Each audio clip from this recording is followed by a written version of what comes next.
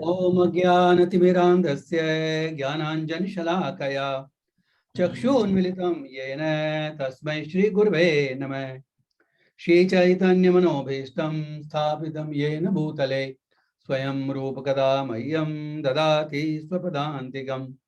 वन्देऽहं श्रीगुरो श्रीकमलं श्रीगुरून् वैष्णवांश्च श्रीरूपं साग्रजातं सह गणा रघुनाथान्वितं तं सजीवं साद्वैतं सावधूतं परिजनासहितं श्रीकृष्ण चैतन्य देवं श्रीराधा कृष्ण पादान् सह गणललिता श्री विशाखान्वितांश्च हे कृष्णा करुणा सिंधु दीनबंधो जगत्पते गोपेश गोपिका कांत राधा कांत नमोस्तुते। तप्त कांचन गौरांगी राधे वृंदावनेश्वरी वृषभानुसुते देवी प्रणमामि हरिप्रियै। वाञ्छाकल्पतरुभ्यश्च कृपा सिन्धुभ्येव च पतितानां पावनेभ्यो वैष्णवेभ्यो नमो नमः। जय श्री कृष्णा चैतन्य प्रभो नित्यानंद श्री अद्वैत गदाधर श्रीवासादि गौर भक्त वृंद। हरे कृष्णा कृष्णा कृष्णा हरे हरे, हरे राम राम राम हरे हरे। हरे कृष्णा कृष्णा कृष्णा हरे हरे, हरे राम राम राम हरे हरे। हरे कृष्णा कृष्णा कृष्णा हरे हरे, हरे राम राम राम हरे हरे।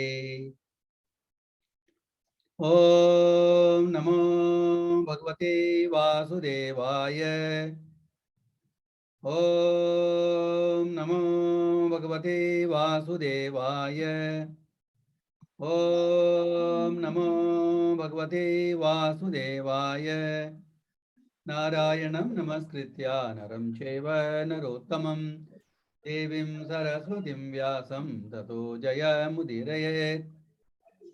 नष्टप्रायेषु भद्रेषु नित्यं भागवत सेवया भगवती उत्तमा श्लोके भक्तिर्भवति नैष्ठिकी। हरे कृष्णा। श्रीमद् भगवद गीता सत्संग क्लास में आप सभी लोगों का स्वागत है। आप सभी मुझे आशीर्वाद दें ताकि हम इस विषय पर चर्चा कर सकें। हरे कृष्णा। आज हम करेंगे श्रीमद् भगवद गीता अध्याय 4 श्लोक नंबर 24 onwards. Hare Krishna. My screen.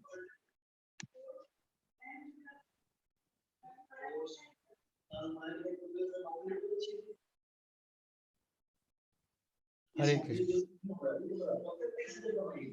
Hare Krishna. Ashish please mute everybody else. Hare Krishna.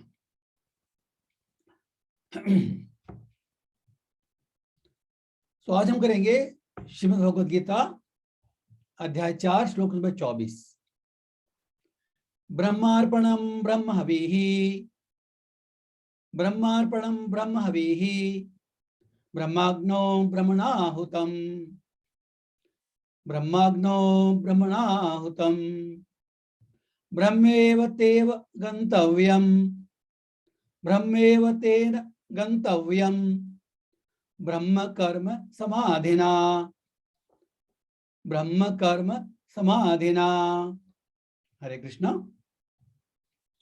जो व्यक्ति कृष्ण भावनामृत में पूर्णतया लीन रहता है उसे अपने आध्यात्मिक कर्मों के योगदान के कारण अवश्य ही भगवत धाम की प्राप्ति होती है, क्योंकि उसमें हवन आध्यात्मिक होता है और हवि भी आध्यात्मिक होती है। श्री महाराज की जय।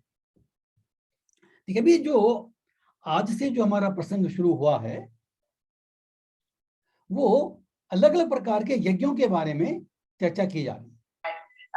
ये यज्ञ क्यों चर्चा की जा रही है, ये थोड़ा पीछे जाएंगे थोड़ा। हरे कृष्णा।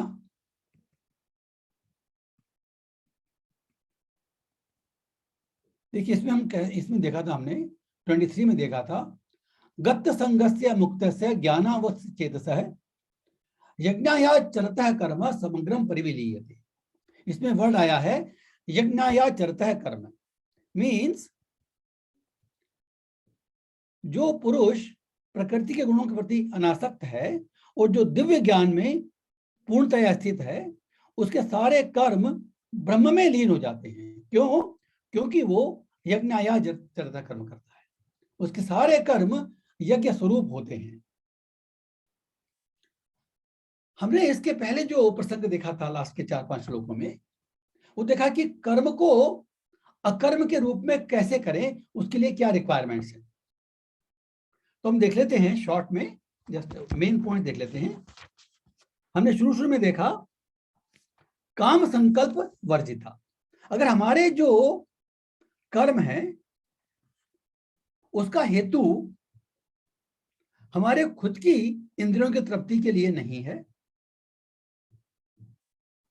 निष्काम कर्म या योग साधना या भगवान की भक्ति के स्वरूप में है। क्योंकि परमात्मा को हम 3 स्वरूप में रियलाइज कर सकते हैं, ब्रह्मन, परमात्मा और भगवान। तो जब हम अपनी प्रसन्नता के लिए कार्य नहीं करते तो कैसे कार्य करते हैं? या तो हमारे कर्मों की शुद्धि के लिए निष्काम कर्म योग, उससे ब्रह्मन रियलाइजेशन होता है, या हम योग साधना करते हैं, परमात्मा का रियलाइज करते हैं अपने हृदय के अंदर, उसे परमात्मा की प्राप्ति होती है, और या हम भगवान की भक्ति करते हैं। हमने जो एम्फेसिस किया था इस कलयुग के अंदर भगवान की भक्ति ही सबसे सरल और सर्वोत्तम मार्ग है, क्योंकि इसका जो लक्ष्य है वो भी सर्वोपरि है। क्योंकि जो भगवान रियलाइजेशन है वो इन सब में परम पूर्ण है। बाकी जो 2 रियलाइजेशन है, ब्रह्मन और परमात्मा, वो पूर्ण नहीं कहे जा सकते। हरे कृष्णा। तो पहला जो देखा हमने,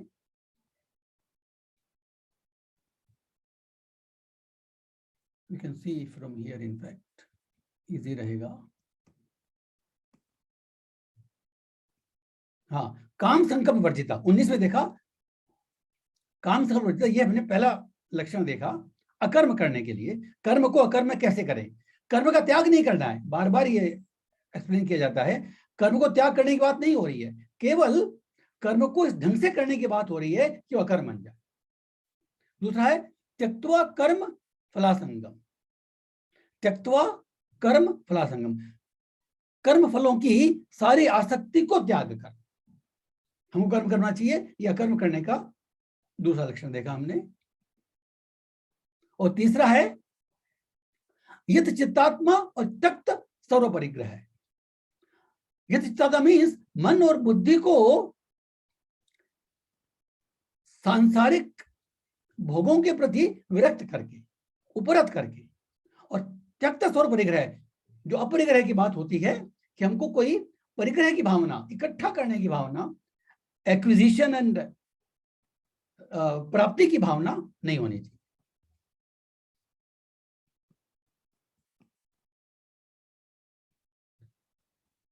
यद्रच लाभ संतुष्टो, कि जितना लाभ हो जाए उसमें संतुष्ट मिला। मीन्स हमको अपना कर्म करना चाहिए, पूरी ड्यूटी करनी चाहिए, जो हमको उसके कारण जो अपने आप मिलता है उसमें संतुष्ट रहना चाहिए। सम सिद्धो असिद्धो है, सिद्धि असिद्धि हम पूरा कार्य करते हैं अपने मन लगा करके, पूरे प्रयत्न से करते हैं। सिद्धि असिद्धि अगर मिलती है, सिद्ध भी हो सकता है, सफल भी हो सकते हैं, असफल भी होते हैं, लेकिन उसमें हमको विचलित नहीं होना है। तो इस तरह से संघर्ष है, ये जो कार्य करते हैं इसको कहते हैं यज्ञायाचरत है। अब जो यज्ञ की जब बात हो रही है, अब जो डिफरेंट तरीके के जो यज्ञ हैं, यज्ञ का जो जेनेरिक मीनिंग है, यज्ञ हम किसको कहते हैं? वैसे तो जो अग्नि में आहुति डालते हैं उसको यज्ञ कहते हैं, लेकिन गीता के अंदर हम देखेंगे, भगवत देखेंगे, आगे के 4-5 श्लोकों में देखेंगे कि अलग अलग प्रकार के यज्ञों की बात हो रही है। इसमें यज्ञ में आहुति डालना एक यज्ञ है, लेकिन जितने बाकी यज्ञ देखेंगे उसमें अलग अलग प्रकार के कर्मों की बात हो रही है कि अलग अलग प्रकार के जो लोग होते हैं वो किस तरह से आचरण करते हैं, किस तरह का यज्ञ करते हैं। हम देखते हैं, क्लियर हो जाएगा। आज का जो पहला श्लोक देखा हमने, ब्रह्मार्पणम ब्रह्मा हविहि ब्रह्माग्नो ब्रह्मणाहुतम ब्रह्मेव तेव गंतव्यम ब्रह्म कर्म समाधिना। देखिए इसमें जो ब्रह्म वर्ड जो है ये 6 बार आया। पहले है ब्रह्म अर्पणम। I think we can now stop sharing this. पहले हम देखा ब्रह्म अर्पणम मीन्स जो हम अर्पित करते हैं, जिसको हम अपना फल देते हैं, जिसके निमित्त हम करते हैं, वो ब्रह्म है। देखिए देखा, हमको एक बात ध्यान रखनी चाहिए, इस जगत में जितनी भी चीजें हैं, जड़ और चेतन, सारे के सारी भगवान से उद्भूत है। हमने देखा है, हमने पहले 1-2 श्लोक देखा है ये कि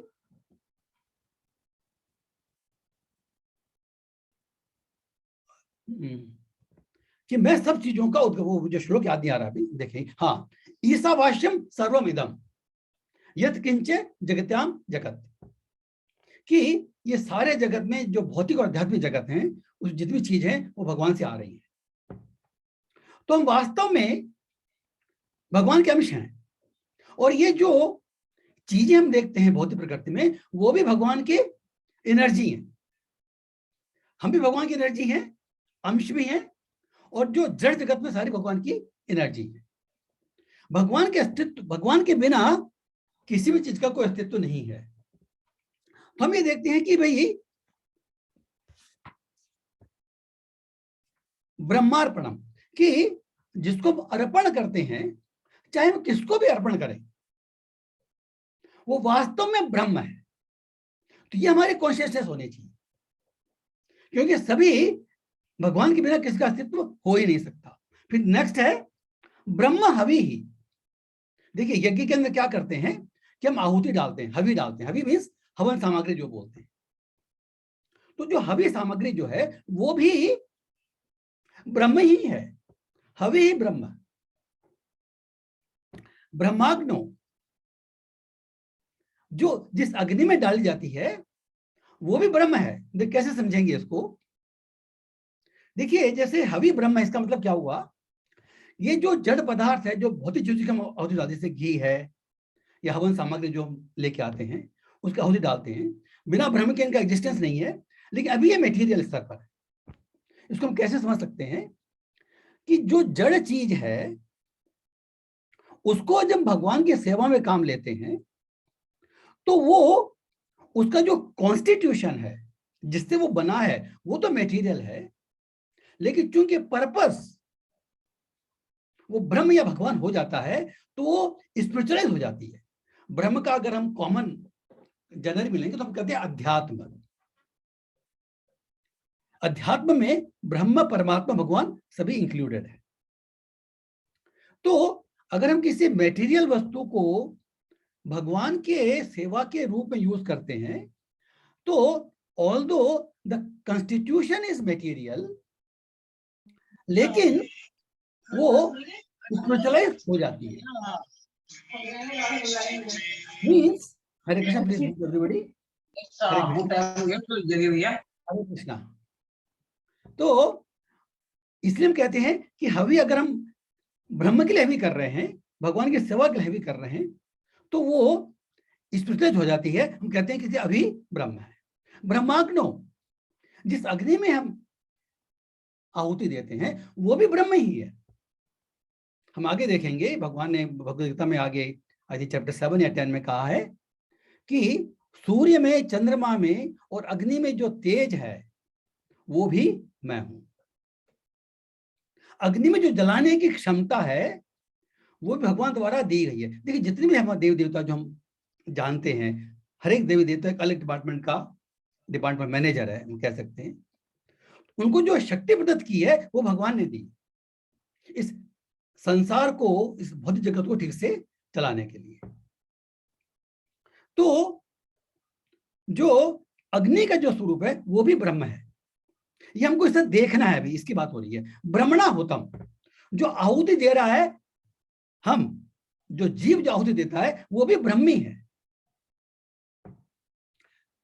पहले चर्चा की थी कि गुणात्मक दृष्टि से क्वालिटेटिवली जीव में ब्रह्म में फर्क नहीं है। हम कहते हैं हम ब्रह्मास्मि, कई लोग बोलते हैं कि भाई हम भी भगवान हैं। सी, एक अर्थ में करेक्ट है इन द सेंस कि क्वालिटेटिवली हमारी क्वालिटीज और जो हमारी आध्यात्मिक क्वालिटीज, अभी हमारी कॉन्शियसनेस भौतिक है, तो जो भगवान बनने की बात कहती है मीन्स हम अपने कॉन्शियसनेस को आध्यात्मिक में चेंज करते हैं, तो हम इसे देखते हैं जो आज बात हो रही है। तो क्वालिटेटिवली हम ब्रह्म बन जाते हैं। इसलिए कहा जा रहा है कि वो ब्रह्मणा होतम, जो आहुति दे रहा है वो भी ब्रह्म है।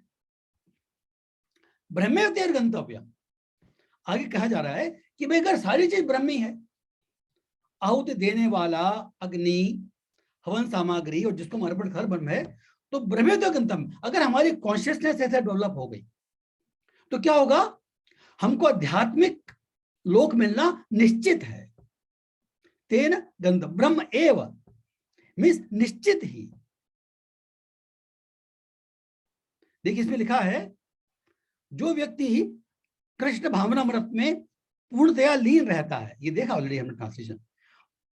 पूर्णतया लीन मतलब क्या है कि वो हर चीज में भगवान के दर्शन कर रहा है,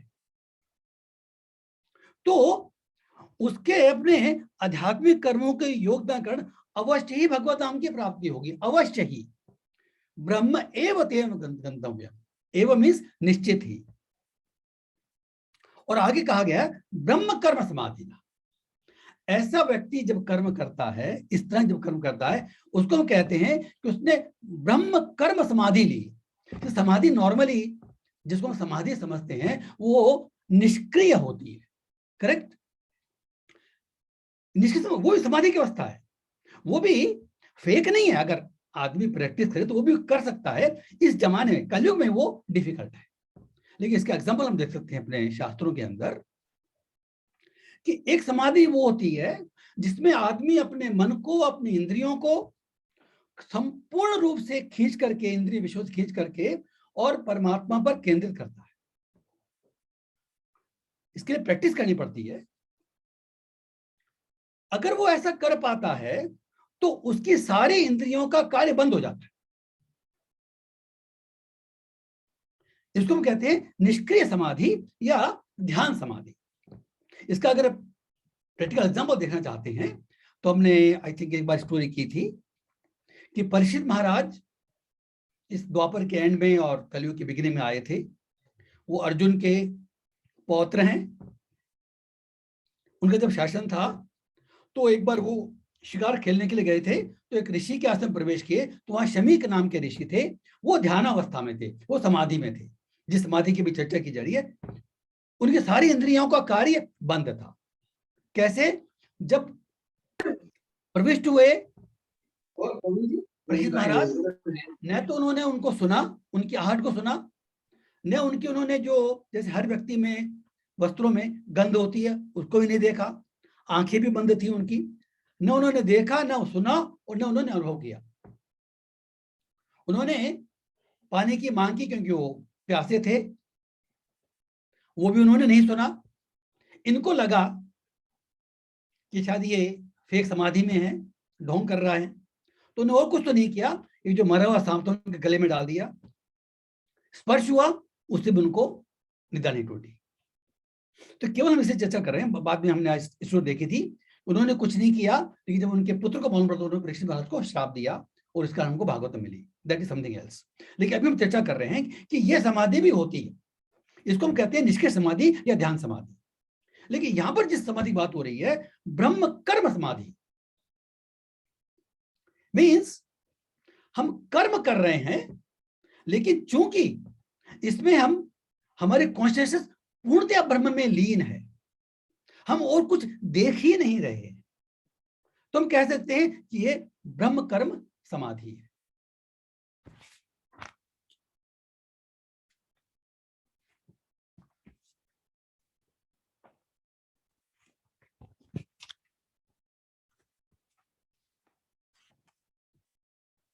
यस।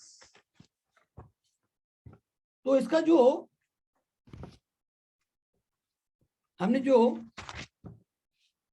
पॉइंट देखे, क्या देखे कि जो हम यज्ञाचरण कर आ रहे हैं, सी यज्ञ के लिए हमको आचरण करना है। हमने आई थिंक 3.9 में भी देखा था कि यज्ञ के अतिरिक्त जो कर्म है उन सबका कर्म बंधन प्राप्त होता है। यज्ञार्थात कर्णो अन्यत्र लोकोयम कर्म बंधन है। और 3.30 में देखा था कि मई सर्वाणी कर्माणी संन्यास अध्यात्म चेतसा, वो अध्यात्म चेतसा बढ़ाया था।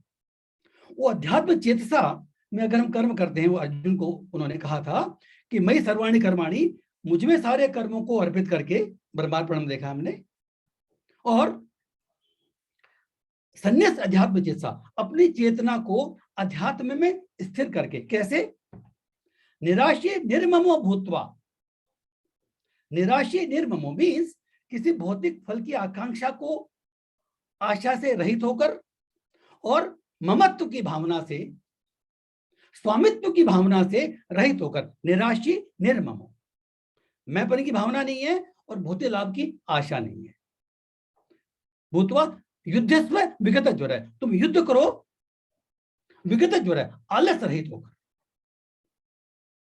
तो ये इसी का एक्सटेंशन है कि अगर हमने हमारी कॉन्शियसनेस बन जाती है तो अर्जुन के रेस्पेक्ट हम देखेंगे तो अर्जुन अभी जो युद्ध कर रहा है वो श्री कृष्ण का उपदेश पा करके, उनका जो धर्म की संस्थापना के लिए युद्ध कर रहा है। उसको भौतिक फल की कामना नहीं थी। वो जब उसको मोह था तब भी भौतिक फल की कामना नहीं थी। उसने कहा था कि मैं तो, मुझे राज्य नहीं चाहिए, स्वर्ग नहीं चाहिए। उसको मोह था, काम उस समय भी नहीं था, क्योंकि वो भगवान का भक्त पहले से है। उसको मोह हो गया था, तो पहले इस मोह के कारण वो इस कर्तव्य को त्यागना चाह रहा था। कामना की भावना नहीं थी उसमें। जब भगवान कृष्ण का उपदेश मिला तो हम कह रहे हैं, और जो उसने रीजन बताए वो समाधान करते हुए हम कह रहे हैं कि अगर तुम्हारी कॉन्शियसनेस ऐसी है तो सारे जो कर्म है वो समाधि के ब्रह्म कर्म समाधि, उसका कर्मफल जनरेट नहीं होगा, अकर्म होगा, जो हमने ऑलरेडी पिछले 4-5 श्लोकों में देखा है। तो इस तरह से हम कह सकते हैं कि अर्जुन के केस में हम ये कह सकते हैं कि जो युद्ध की जो अग्नि है वो ये युद्ध का प्रांगण है, और जो आहुति दी जा रही है वो कौरवों की आहुति दी जा रही है। और आहुति देने वाला कौन है? अर्जुन है। और किसके हित के लिए की जा रही है, किसकी आज्ञा के लिए की जा रही है? भगवान कृष्ण है। तो ये हमारे कॉन्शियस पूरी कंप्लीटली संन्यास अध्यात्म चेतसा। अगर हम सब तरफ भगवान की एनर्जियों का, भगवान की शक्ति का दर्शन कर सकते हैं और हम उसी कार्य करते हैं तो इसको हम कहते हैं ब्रह्म कर्म समाधि। ऐसा व्यक्ति कितने भी कर्म करे, देखिए जैसे इस प्रैक्टिकल लाइफ में भी हम देख सकते हैं कि जब प्रभुपाद जी ने आदेश दिया मंदिर बनाने के लिए, देखिए मंदिर बनाने की कई लोग समझ सकते हैं कि मंदिर बनाने की क्या जरूरत है। इसको हम डिटेल बात, अगर कोई प्रश्न है तो बाद में बात कर सकते हैं। जरूरत है क्योंकि इस जगत के अंदर यूनिवर्सिटीज बहुत हैं। इस भौतिक ज्ञान के लिए बहुत यूनिवर्सिटीज हैं, लेकिन जो आत्मज्ञान है उसके लिए एक भी पाठशाला नहीं। तो जो मंदिर जो है they serve as universities for this knowledge. उनके उनके कार्य है और इसकी जरूरत है। इसलिए there is a different topic. लेकिन जब अगर कोई मंदिर की स्थापना प्रभुपाद जी ने की और उसमें हजारों लोग काम कर रहे थे और उनको हम ऊपरी तौर से देखेंगे तो जैसे एक भौतिक चेतना वाला व्यक्ति काम करता है वैसे करते हैं। कॉन्ट्रैक्ट से लड़ाई भी करनी है, मीटिंग्स होती हैं, आर्किटेक्ट, इंजीनियर, कॉन्ट्रैक्टर, जो हम साधारण देखते सारा काम कर रहे हैं वो।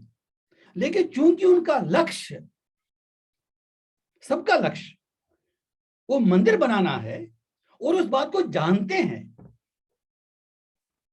इसलिए वो सारे के सारे कार्य जो हैं वो भक्ति कार्य कहे जाए।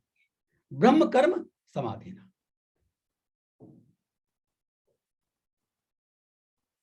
हरे कृष्ण। नेक्स्ट लोग देखते हैं हम 25। This also very interesting. Again, I will share the screen.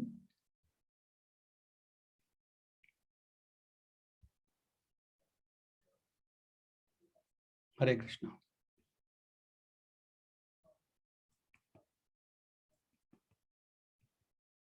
ये बड़ा इंटरेस्टिंग है। देवम एवापरे यज्ञम, देवम एवापरे यज्ञम योगिनः पर्युपासते, योगिनः पर्युपासते। ब्रह्माग्नावपरे यज्ञम, ब्रह्माग्नावपरे यज्ञम यज्ञे नेवो जो सॉरी यज्ञे नेवोपजुह्वति, यज्ञेव एवोपजुह्वति। हरे कृष्णा। कुछ योगी विभिन्न प्रकार के यज्ञों द्वारा देवताओं की भली भांति पूजा करते हैं और कुछ परब्रह्म रूपी अग्नि में आहुति डालते हैं। देखिए, इसमें एक बात ध्यान देने की, देन विल स्टॉप शेयरिंग। हमने पहले भी देखा है, आगे भी देखेंगे कि देवताओं की पूजा अगर हम अपने, जैसे आजकल कहा जाता है कि यार ये काम इस देवता की पूजा करोगे, ये जब करोगे, पंडित हमको आदेश देते हैं अगर ऐसा करोगे तो हमारा ये काम सिद्ध हो जाएगा। वो भौतिक कामना है, वो आध्यात्मिक यज्ञ नहीं है। लेकिन यहां पर जो ऐसे यज्ञ किए जा रहे हैं उनको भी योगी ने कहा गया है। योगी ने मीन्स डिवोटी, आध्यात्मिक। तो ऐसे कौन से यज्ञ होते हैं जो देवताओं के लिए किए जाते हैं लेकिन आध्यात्मिक होते हैं, हम चर्चा करते हैं। हरे कृष्णा। तो इसमें दो तरह के यज्ञ बताए जा रहे हैं। कुछ योगी विभिन्न प्रकार के यज्ञों द्वारा देवताओं की भलीभांति पूजा करते हैं। सी नॉर्मली देवताओं की पूजा अगर हम अपने लाभ के लिए करते हैं तो यज्ञ नहीं है। जो वेदों में वर्णित है, कर्मकांड का हिस्सा है वो, और अगर सही ढंग से किया जाए तो जो कहा जाता है वो होता है, क्योंकि ये वेदों में वर्णित है। लेकिन यहां पर जिस यज्ञ की बात हो रही है वो है ये योग भी, ये यज्ञ देवताओं का यज्ञ भी अपने खुद की प्रसन्नता के लिए नहीं, भगवान की प्रसन्नता के लिए किया जा रहा है। इसके हम कुछ प्रैक्टिकल एग्जांपल देख सकते हैं तो हम समझ में आएगा। कई बार चर्चा की जाती है कि जैसे सीता माता ने भी भवानी की पूजा की थी। किस लिए की थी? वो राम को पति रूप में पाने के लिए की थी। तो अगर हमको देवताओं की पूजा करने का लक्ष्य कोई भौतिक फल नहीं है, भगवान की भक्ति है, किसी भी तरह से भगवान के हम नजदीक जाते हैं, तो वो यज्ञ जो है योग कहलाएगा। वो देव यज्ञ भी योग की कैटेगरी में आएगा। इसी तरह से हमने देखा कि जो गोपियां थी उन्होंने कात्यायनी की पूजा की थी कृष्ण को पति रूप में प्राप्त करने के लिए। इसी तरह हम देखेंगे कि द्वारका वासियों ने दुर्गा देवी की पूजा की थी। कब? एक प्रसंग आता है श्रीमद् भागवतम के अंदर। द्वारका में एक व्यक्ति नाम था सत्राजित। उनके पास एक शमंतक मणि थी। शमंतक मणि जो थी, it is suppose to give some quantity of gold every day. तो एक बार वो मणि गायब हो गई।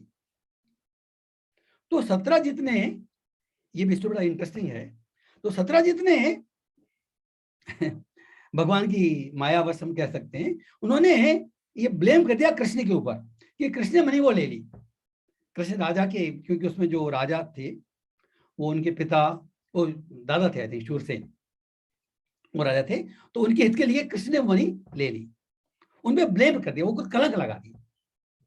तो कृष्ण भगवान मणि को ढूंढने के लिए फिर जंगल में जाते, ये कथा आती है। तो उन्होंने देखा आगे जाकर के कि वो जो मणि थी वो सत्रजीत के भाई के पास थी। आई थिंक उसका नाम था Prasenjit, if I remember correctly. आगे जाके देखा कि प्रसेनजीत जो है वो उसका वध कर दिया किसी शेर ने। शेर के निशान थे वहां पर, तो शेर के पीछे भागते हैं। आगे उन्होंने देखा कि शेर भी मरा पड़ा है और एक रीछ उनके निशान है, उसका पीछा करते हैं। ये एक लीला आती है। तो उसका पीछा करते करते वो पहुंचते हैं। रीछ कौन थे? जाम्बवान। जो त्रेता युग में भगवान राम जाम्बवान आए थे। एक्चुअली ये कथा, ये लीला क्यों कर रहे हैं भगवान?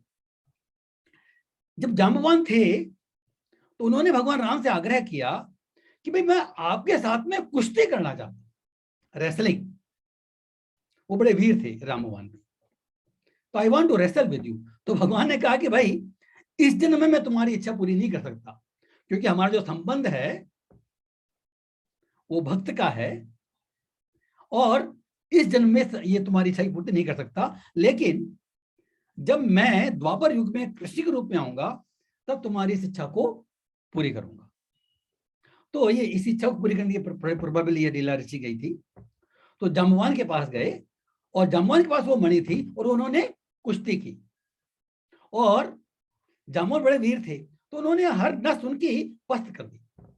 तो जाम्बवान को पता पड़ गया कि ये भगवान के अलावा कोई हो नहीं सकता, क्योंकि जाम्बवान बड़े शक्तिशाली थे उस उम्र में भी। तो फिर उन्होंने भगवान से प्रार्थना की और भगवान ने अपना रूप उनको दिखाया। तो जाम्बवान ने उनको वो मणि भी दी और हमने देखा कि उनको अपनी जो पुत्री है उसका नाम था जाम्बवती, वो भी भगवान कृष्ण को उन्होंने अर्पित किया। उनकी शादी कर दी भगवान के साथ में और वापस आए। उनके पहले उनकी रुक्मिणी शादी हो चुकी थी। तो इस प्रोसेस में बहुत टाइम लग गया। तो द्वारकावासी थे वो चिंतित हो गए थे कि क्या होता है। उनको मालूम था कि भगवान है, लेकिन जब तो अटैचमेंट होता है तो ऐश्वर्य छुप जाता है। तो क्योंकि वो अटैच थे भगवान से, तो उन्होंने दुर्गा माता की पूजा करना शुरू कर दिया कि भाई भगवान कृष्ण जल्दी वापस आए, लगता है उनको प्रॉब्लम हो गई है। इस तरह से तो उन्होंने पूजा क्यों की दुर्गा माता की? भगवान कृष्ण को देखने के लिए, वापस प्राप्त करने के लिए। और ये बात है, जब वापस आए तो ऑफ कोर्स इस स्टोरी को पूरा करने के लिए कह सकते हैं जो सत्रजीत है वो भी काफी शर्मिंदा हो गया इनफैक्ट। उन्होंने सोचा कि भगवान जो है वो गुस्सा भी होंगे, भगवान गुस्सा नहीं हुए थे, लेकिन उन्होंने भी अपनी पुत्री जो सत्यभामा है, उनकी पुत्री का नाम है सत्यभामा, वो शादी कर दी कृष्ण के साथ में। तो इस तरह से हम देखें जो 8 पट्टेदारों की अलग अलग स्टोरी आती है, अलग अलग लीला आती है। तो रुक्मणी, सत्यभामा और जाम्बवती, हमने तीन देख ली, 8 पट्टेदारियों की कथा देख ली। तो उन्होंने शादी कर दी सत्यजीत अपनी बेटी सत्यभामा की। तो इस तरह से ये लीला होती है। तो कहने का क्या मतलब है, इसलिए हमारे आचार्यों का उपदेश रहता है कि अगर देवताओं की पूजा करना वर्जित नहीं है, लेकिन हमारा उद्देश्य, क्योंकि देखिए शिवजी जो हैं, शिवजी हम कहते हैं आशुतोष हैं, वो बड़ी जल्दी प्रसन्न हो जाते हैं। तो कोई भी भौतिक कामना लेके जाएंगे हम शिव जी के पास में या दुर्गा माता के पास में, दुर्गा माता इस भौतिक संसार की कंट्रोलर है। जो त्रिगुण हम कहते हैं ना, सतोगुण, रजोगुण, तमोगुण, इन तीनों गुण कंट्रोल करते हैं दुर्गा माता। और शिव जी वो भगवान के भक्त हैं बिल्कुल, तमोगुण के मालिक है। इनफैक्ट वो तमोगुण में नहीं है, ये केवल कन्फ्यूजन होता है, वो तमोगुण को कंट्रोल करते हैं। तो जो तमोगुणी व्यक्ति हैं वो शिव जी की आराधना करते हैं। नॉर्मली वो आराधना करते हैं कुछ चीज प्राप्त करने के लिए, क्योंकि वो अज्ञानी है। तमोगुण means they don't know the real benefit. लेकिन शिव जी की प्रार्थना का जो परम फल है वो भगवान की भक्ति है, क्योंकि शिव जी भगवान के प्रथम भक्त हैं। श्लोक आता है एक, वैष्णवा नाम यथा शंभो। तो शिव जी की पूजा करें या दुर्गा माता की पूजा करें, दुर्गा माता भी हमको भगवान की भक्ति दे सकती हैं। वो स्वयं भगवान की बहुत बड़ी भक्त हैं और शिव जी भी हमको भगवान की भक्ति दे सकते हैं। तो देवताओं की पूजा करना वर्जित नहीं है, लेकिन देवताओं की पूजा करने के पीछे जो लक्ष्य है वो भौतिक कामना की पूर्ति नहीं होनी चाहिए। वो हमारी कामना की पूर्ति होगी, लेकिन उससे हमको हमारा प्रिय होगा, श्रेय नहीं होगा। प्रिय मीन्स जो हमको अच्छा, जो हमको चाहिए, लेकिन उससे हमको बंधन मिलता है। तो अगर हमको अपना श्रेय मालूम है तो हम किसी भी देव के प्रति यज्ञ करें, किसी भी देव की पूजा करें, वो लक्ष्य जो है वो भगवान की भक्ति ही होना चाहिए। तो इस तरह से हम देखते हैं कि जैसे एक और एग्जांपल आता है कि इसमें कृष्ण भगवान ने कहा तुम शिव जी की जाके तपस्या करो और उनसे पाशुपति अस्त्र लो। अर्जुन जब महाभारत युद्ध निश्चित हो गया था कि महाभारत युद्ध होगा, तो उन्होंने अर्जुन को आदेश दिया कि तुम शिव जी की जाके तपस्या करो, पाशुपत अस्त्र प्राप्त करो। तो शिव जी तपस्या की कृष्ण के कहने पर, एक भौतिक चीज प्राप्त करने के लिए, लेकिन इंटेंशन क्या था कि जो महाभारत युद्ध हो रहा है उसमें हम इसको यूज कर सकते हैं अगर रिक्वायरमेंट हो। जो जो इंटेंशन था वो भगवान की सेवा थी।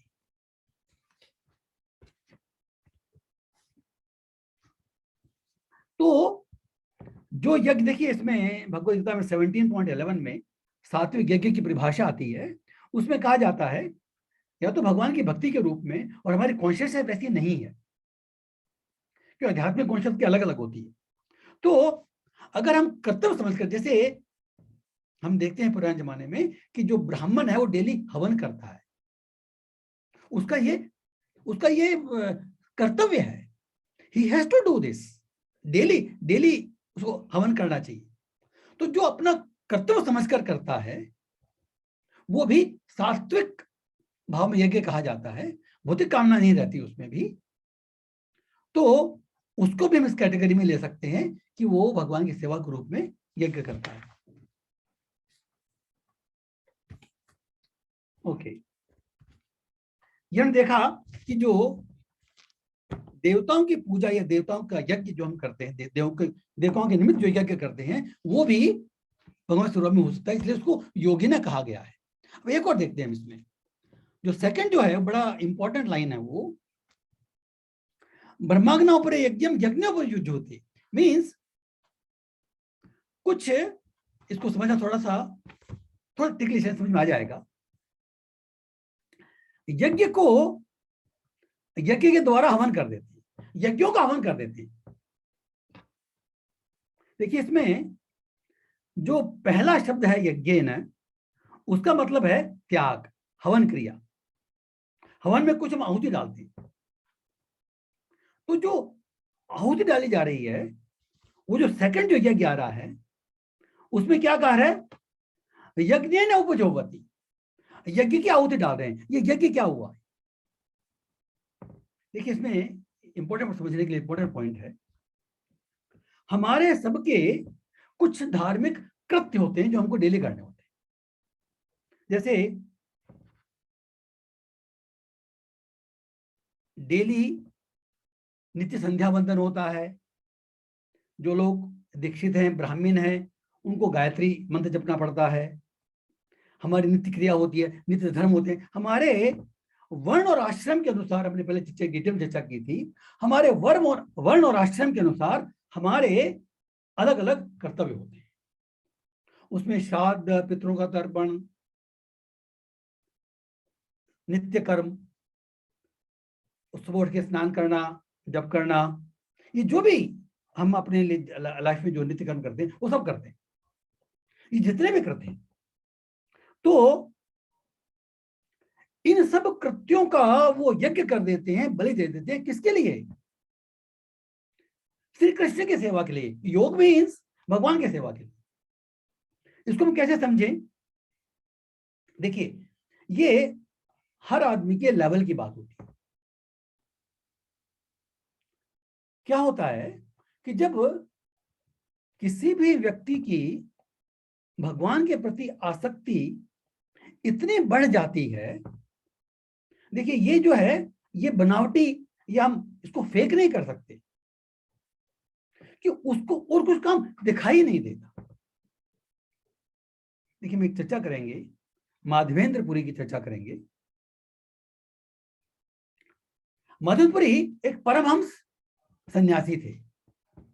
देखिए, सन्यासी में भी अलग अलग कैटेगरी होती है, हर आदमी नाम से नहीं बन सकता। जब कोई व्यक्ति संन्यास लेता है ना, तो उसकी भी 4 कैटेगरी होती है: कुटीचक, बहुदक, वानप्रस्थ, परिव्राजक और परमहंस। जब शुरू व्यक्ति संन्यास लेता है तो कुटीचक मीन्स वो अपने घर को छोड़ करके जंगल में जाकर कुटिया बना लेता है, वहां रहता है, और उसके घर वाले उसको प्रसाद भेज देते हैं। मीन्स अभी वो खाली प्रैक्टिस कर रहा है अलग रहने की। पहले घर में रहता था, घर में सपोर्ट था, प्रोटेक्शन था, तो वो कुटीचक कहलाता है। It is like starting of संन्यास आश्रम। मीन्स जब हम कोई चीज त्याग करते हैं, हम ये फेक नहीं कर सकते। उसके बाद में आता है बहुदक। जब वो कुछ दिन ऐसे कर लेता है तो उस मन में आता है कि भाई अब मैं अपने फैमिली पे डिपेंड नहीं रहूंगा। He will just go here and there, he goes normally few places and then he begs something, भिक्षा लेता है, उसे कुछ गुजारा करता है।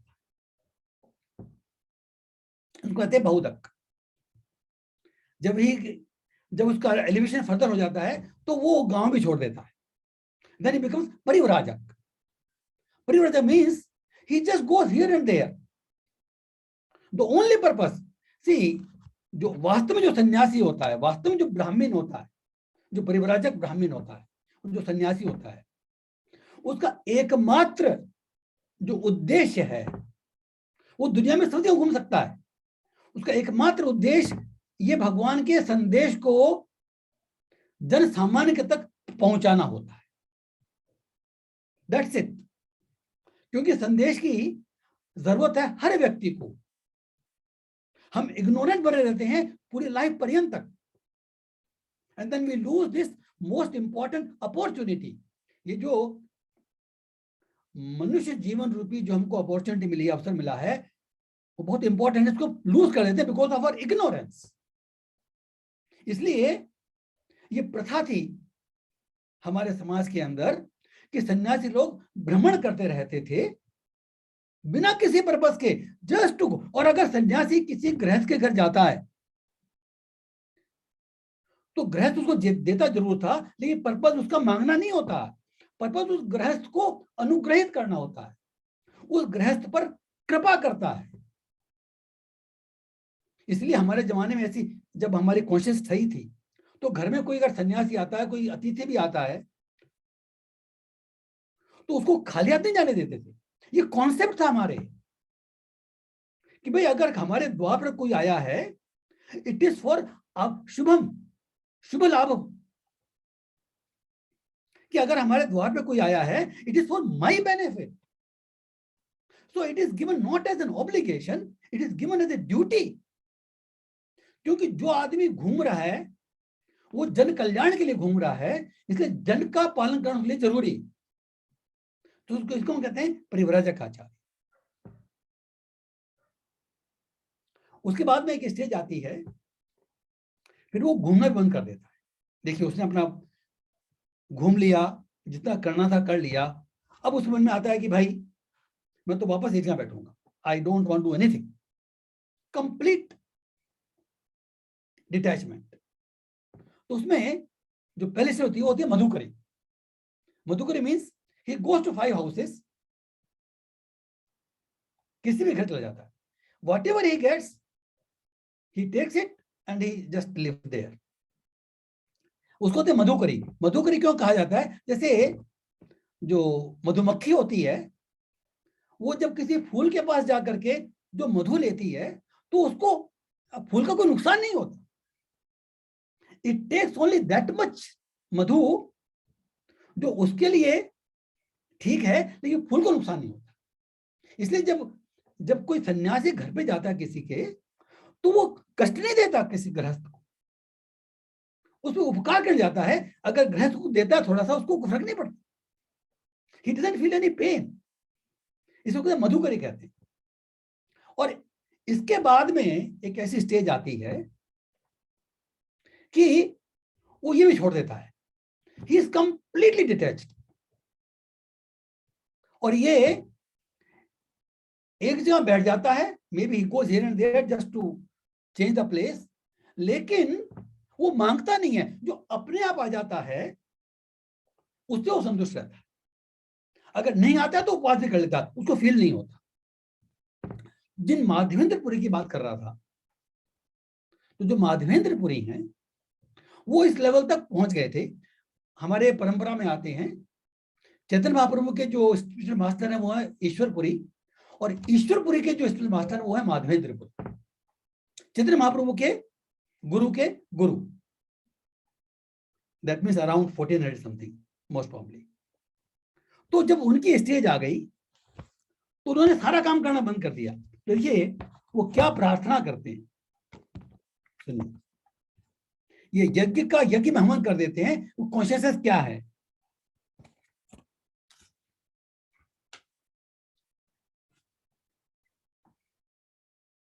हे संध्या वंदन के नियम से नॉर्मल दे यूज्ड टू संध्या वंदन, हम लोग त्रिकाल संध्या करते हैं ना हम लोग।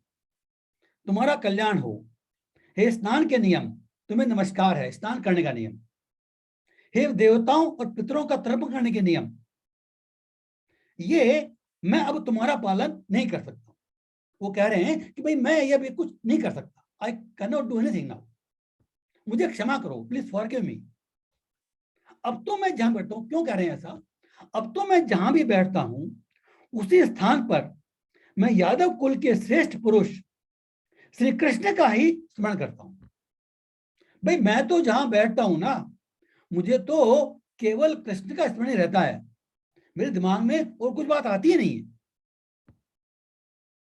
और इस प्रकार मैं अपने पाप बंधन से मुक्त हो सकता हूं, मेरे लिए इतना पर्याप्त है। I don't want anything else. अब मुझे अन्य किसी भी नियम का पालन करने की आवश्यकता नहीं है। देख क्यों हम ले रहे हैं ये, कि अगर हमारी भगवान में पूर्णतः आसक्ति हो जाती है, नो फेकिंग, हम स्वयं जानते हैं कि हम कितने आसक्त हैं, तो फेक नहीं कर सकते, निकलना चाहिए, फिर वो ढोंगी हो जाएगा। जैसे भगवान ने कहा ना पहले तीसरे आयत में, या कि मिथ्याचार सोचते। अगर हमारे मन में विषय भोग की भावना है और हम सन्यासी का ढोंग करते हैं तो मिथ्याचार्य कहा जाता है। इट इज वर्स देन गृहस्थ। जो दिखाता सन्यासी है उसकी भावना भौतिक भोग की, मिथ्याचारी है वो नहीं।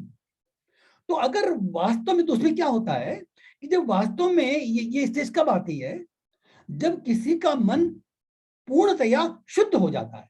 देखिए ये सब स्टेज ये लोग प्राप्त कर सकते हैं। हमारे में, हमारे हृदय में जो भौतिक भोग की, ये हम अशुद्धि कह सकते हैं, क्योंकि हमारा ये भौतिक अस्तित्व है, इसलिए हमारी कुछ इच्छाएं हैं। जब तक इच्छाएं रहेंगी हम सन्यासी का जीवन नहीं दे सकते। और न, इस कलयुग में तो वैसे ही सन्यासी जीवन देने की संस्तुति नहीं की गई, क्योंकि इट इज नॉट पॉसिबल। बहुत विरल लोगों के लिए पॉसिबल, ऐसा नहीं कि पॉसिबल नहीं है, कई लोग लेते हैं अभी भी, but it is very very rare, no need actually. हम अपने आश्रम में रह करके भी हमने कर्तव्यों का ठीक से पालन करके और भगवान की भक्ति के साधनों का, नियमों का पालन करते हुए हम भगवान ये जो परम लक्ष्य है हासिल कर सकते। संन्यास की आवश्यकता नहीं है। लेकिन ये कहा जा रहा है कि अगर हमारी प्रवृत्ति ऐसी हो गई कि हमको कृष्ण के अलावा कोई दिखाई नहीं देता, यहाँ पर कृष्ण का मतलब राम भी हो सकता है। देखिए जिसमें जिसकी आसक्ति है, ये कोई बार नहीं है। पहले चर्चा की थी हमने कि भगवान के जितने भी अवतार हैं, विष्णु अवतार हैं, पुरुष अवतार हैं, और जितने भी अवतार आए हैं उन सब भगवान कृष्ण का जिससे हम आसक्त हैं, Krishna includes all the gods. All the gods means Vishnu तत्व। जो देवताओं की स्थिति अलग है, उनको भगवान नहीं मान सकते, लेकिन जो विष्णु तत्व हैं वो सारे जो भक्ति करते हैं वो हम भगवान के करते हैं, जो देवताओं की हम पूजा कर सकते हैं। तो अगर हमारी आसक्ति इतनी बढ़ जाती है तो हमको और कुछ दिखाई ही नहीं देगा, तो उसमें जो बाकी जो कर्तव्य हैं वो छूट जाएंगे, छोड़ने की आवश्यकता नहीं पड़ेगी। देखिए यही बात आगे जाकर के भगवान कहते हैं, जब उन्होंने कहा 18 चैप्टर में 2 श्लोक उन्होंने रिपीट किए, उसमें कहा है सर्वधर्मान परित्यज्य मामेकम शरणं व्रज। देखिए भगवान के, देखिए हमको समझना चाहिए, सब धर्म पर आप यहाँ पर करें कि सब धर्मों का परित्याग कर दो। अरे भाई, पूरी भगवत गीता में धर्म की स्थापना कर रहे हैं, यहाँ पर क्यों कर रहे हैं ऐसा? परित्याग कब कर सकते हैं? मामेकम शरण व्रज, जब हमारी कॉन्शियसनेस इतनी शुद्ध हो गई कि हमने भगवान की पूर्ण शरणागति ली, complete surrender. This situation has to come automatically. ये अगर हमको त्याग करने की भावना हमारे मन में आ रही है, हम सब त्यागी बने नहीं है, हमको दिखेगा नहीं, महसूस हम त्याग कर देंगे। जैसे अगर इसका ग्रॉस एग्जांपल शायद मैंने पहले भी लिया होगा, ग्रॉस एग्जांपल देखें, जैसे बच्चा होता है, वो बच्चा खिलौने के प्रति आकृष्ट होता है, उसका अटैचमेंट उसमें, कोई अगर छीन लिया, कोई टूट जाए, रोता है वो, ही इज रियली अटैच्ड। वही बच्चा जब बड़ा हो जाता है तो खिलौने वहीं रहते हैं, लेकिन उसके आस्ते से छूट जाती है, he doesn't want it, even if it is there, he doesn't care. तो क्या उसने छोड़ा? नहीं, वो छूट गया। क्यों? क्योंकि उसकी कॉन्शियसनेस जो है वो बचपन से अभी थोड़ी बड़ी हो गई। बचपन बुद्धि थी, खिलौने प्रति आकर्षित था, थोड़ा बड़ा ज्यादा समझदार हो गया, छोड़ दिया, ये कोई काम के नहीं है। तो इसी तरह से जब हमारा शुद्धिकरण होगा तो ये चीजें छूट जाएंगी, छोड़ने की जरूरत नहीं पड़ेगी। This is important to understand. तो जिस त्याग की भाव कहा जा रहा है, तो ये अपने आप छूट जाएगा। तो ये जो चीज हम कह रहे हैं कि ये जो भावना जो है, जब कंप्लीट सरेंडर, तो उसमें कोई धर्म रहता नहीं है हमारा। मतलब कहने का मतलब ये है कि भगवान के प्रति जो सरेंडर है, जो पूर्ण शरणागति है, वो इतना बड़ा यज्ञ है कि उसमें बाकी सारे यज्ञ की बलि अपने आप हो जाती है, क्योंकि हम कर नहीं सकते। At that stage, we don't see anything else. We don't look for anything else. So this is only for our understanding. कहने का मतलब ये है, we cannot imitate it, we cannot fake it, we should not imitate it also. लेकिन जैसे जैसे भैया इस कलयुग के अंदर तो केवल एक ही यज्ञ बता गया हमको, संकीर्तन यज्ञ, नाम संकीर्तन यज्ञ। हरे कृष्ण कृष्ण कृष्ण हरे हरे, हरे राम राम राम हरे हरे। जब ये संकीर्तन यज्ञ करते हैं तो जो होता क्या है, हमारे मन की शुद्धि होती है। और जैसे जैसे मन की शुद्धि होगी, भौतिक वस्तुओं के प्रति अटैचमेंट कम होगा और भगवान के प्रति अटैचमेंट बढ़ेगा। This process is simultaneous. इसलिए भक्ति की बहुत स्टेज होती है, श्रद्धा, साधु संगा, भजन क्रिया, अनर्थ निवृत्ति। जब भजन क्रिया करते हैं, मीन्स भगवान का कोई भी सेवा कार्य करते हैं, जप करते हैं, आरती करते हैं, पूजा करते हैं, कोई भी कार्य करते हैं, कथा करते हैं, सुनते हैं, पढ़ते हैं, बोलते हैं, कुछ भी कार्य करते हैं, उससे हमारा अनर्थ निवृत्ति मीन्स हमारे हृदय में जो अनर्थ हैं उनका समय समय चने चने ह्रास होता है। और जैसे जैसे कम होते हैं वैसे वैसे निष्ठा, रुचि, आसक्ति और भाव, ये स्टेज आ जाती है हमारे भक्ति में, आगे बढ़ जाते हैं। उसके बाद आता है प्रेम। जो भाव, जिसको कहते हैं कि हमारा जीवन का लक्ष्य क्या है, भगवान के प्रति प्रेम जो हमारे हृदय में है उसको जागृत करना। प्रेम जब जागृत होगा तो भगवान की कृपा से होगा। हम अपने पुरुषार्थ से भाव स्थिति तक पहुंच सकते हैं। जब हमारे अनर्थ पूरी तरह से निवृत्त हो जाएंगे तो हम भाव स्टेज तक जा सकते हैं। तो ये भगवान की भक्ति रूपी इतना बड़ा यज्ञ है कि उसमें बाकी सब यज्ञों की आहुति हो जाती है। तो जो आपने सेकंड लाइन देखी कि वो भगवान के भक्ति की रूप यज्ञ में बाकी सब यज्ञों की आहुति देगा। इस तरह से हमने आज देखा। इसका अगर हम जैसे एक प्रैक्टिकल एग्जांपल, जो परीक्षित महाराज का हमने एग्जांपल लिया था, जब परीक्षित महाराज को मालूम पड़ा कि 7 दिन बाद उनकी मृत्यु होगी, तो उसी समय अपना सब कुछ छोड़ करके और गंगा किनारे आ गए और वहां पर सुखदेव गोस्वामी उनको भागवतम सुनाई, श्रीमद् भागवतम जो हमको मिली है। ये जो लीला हुई थी भगवान किस कारण हुई थी कि हमको भागवतम जो परीक्षित महाराज के मन में विचार आया, उन्होंने गले में सांप डाला, उन्होंने उनको, उनके बेटे ने उनको श्राप दिया, वो केवल हमारे लिए श्रीमद् भागवतम को लेके आना था इस संसार के। श्रीमद् भगवद गीता और श्रीमद् भागवतम बहुत सारे ग्रंथ हैं। कलयुग में तो बहुत बुद्धि है, न समय है, हम केवल इन्हीं 2 ग्रंथ की शरण लेकर के हम अपने सारे कार्य कर सकते हैं। Hare Krishna. I think with this I will conclude our talk here. अगर किसी भक्त का कोई कमेंट है, कोई प्रश्न है, तो हम बात कर सकते हैं। हरे कृष्ण।